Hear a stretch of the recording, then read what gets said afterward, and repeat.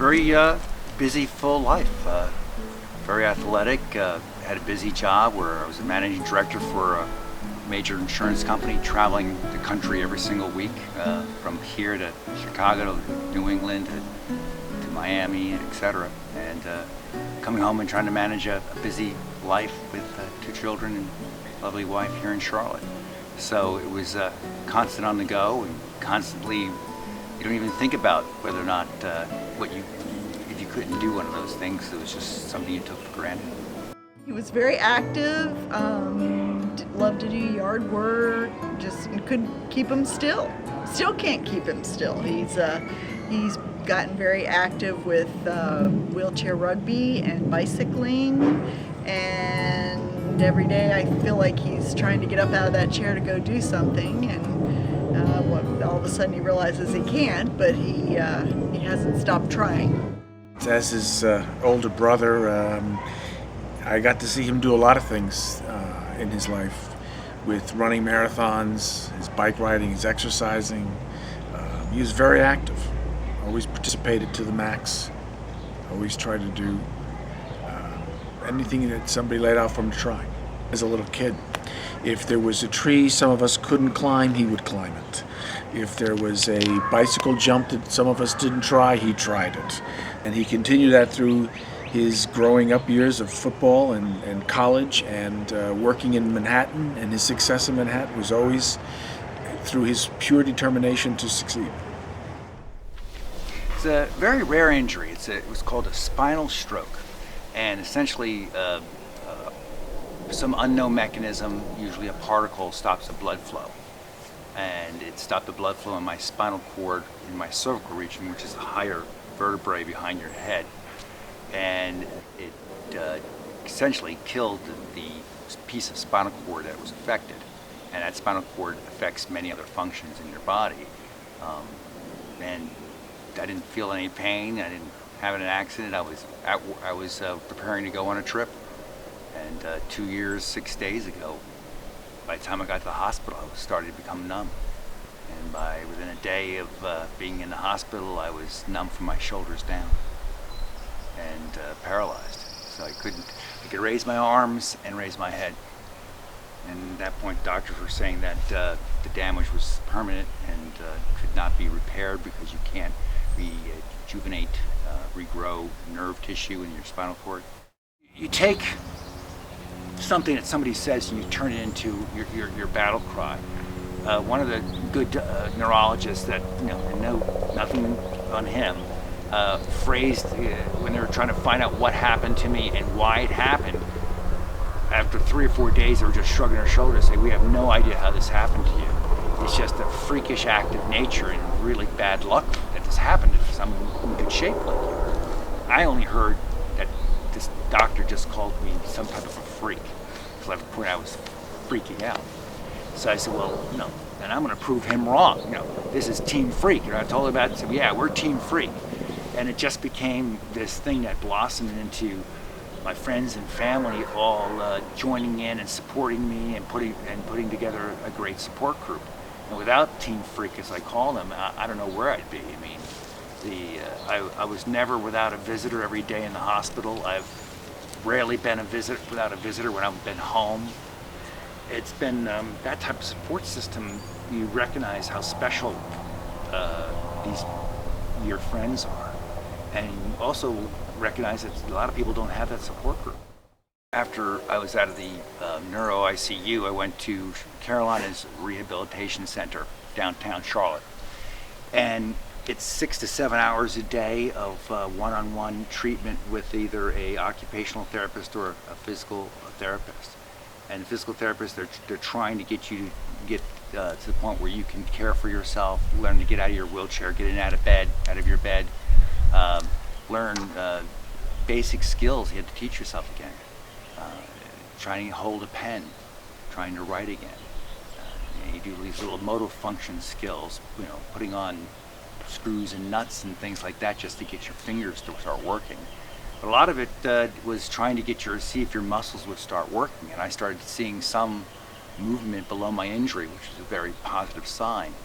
And it's he's been working on that now for the last 2 years. So after the inpatient for about a month, I went home and we had to adapt our house to accommodate myself in my wheelchair. In this house, we've widened the bedroom door, widened the bathroom door.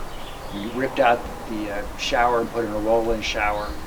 But all these things help you adapt and able to live independently. And that's the key thing. People want to live independently. You don't want to be dependent upon someone for your basic needs, or pretty much any need. And that's why, even with my car, I have hand controls because I don't have enough strength to push the gas or brake pedal. But it gives me the independence that I can take myself anywhere now. And that's been significant to my recovery and to my state of mind. And then I've been doing outpatient or strength training since then, 3 to 4 days a week. It's a matter of strength. I have movement below my injury now, like I said, but it's matters now strengthened because there's a disconnect between my brain and my legs, for example. So I can't feel if my knees break. So therefore, they can't hold very much weight. So we're trying to strengthen them. Could see in the very first day that his determination with everything else he'd done in his life was going to take over. And as soon as someone tried to help him get out of his wheelchair, he told him just stay away. But you could see that he was going to fight this with everything he had. One of the functions at Charlotte Rehab Center is the Adaptive Sports Program, where they adapt equipment for individuals that are paralyzed or some sort of disability to participate in sports. And I participate in everything they throw at me. So from hand cycling to wheelchair rugby to water skiing, they do snow skiing, they golf, just about everything. And it's I've really wrapped my head around that, and it's been an incredible salvation for me because it's just a great outlet to get out there and be active and show what I can do. And it's a big confidence builder. Wheelchair rugby came into evolution because before they had wheelchair basketball, but individuals that had higher spinal cord injuries didn't have good hands to play basketball, dribble the ball, or shoot the ball. So they developed something called quad rugby. It's for people that have injuries to all 4 limbs. And essentially it's played on a basketball court in wheelchairs that basically have a guardrail soldered to them. And you play 4 and 4, some combination of basketball rules, some combination of rugby rules. And it's an incredibly fun sport. It's great activity, it's great exercise. It's one of the most difficult things I've ever tried to do. It's physically exhausting, lots of fun. And one of the reasons I do all these sports is to be with my peers. So I work out with people that have similar type injuries or worse.